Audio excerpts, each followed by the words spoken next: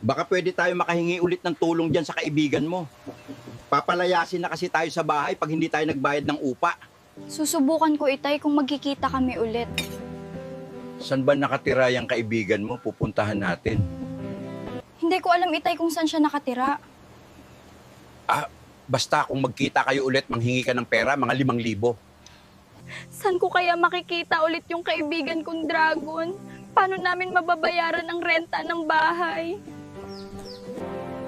Mukhang kailangan na naman ata ng tulong ko nitong kaibigan kung nasa baba. Meron ka na namang problema, munting kaibigan. Ano yan? At pwede kitang matulungan. Nandyan ka na pala. Kailangan ko talaga ang tulong mo. Kailangan namin ng pera pangbayad sa upa ng aming bahay. Kung gayon sa pangalawang kahilingan mo magkaroon ka ng madaming pera, ito ay matutupad agad. Ayan, natupad na ang iyong pangalawang kahilingan. Ang daming pera naman ito, kaibigan kong dragon. Maraming salamat sa'yo.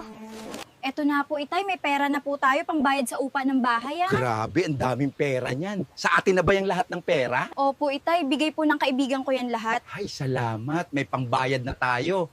At may pangsugal na rin ako sa sabong ng manok.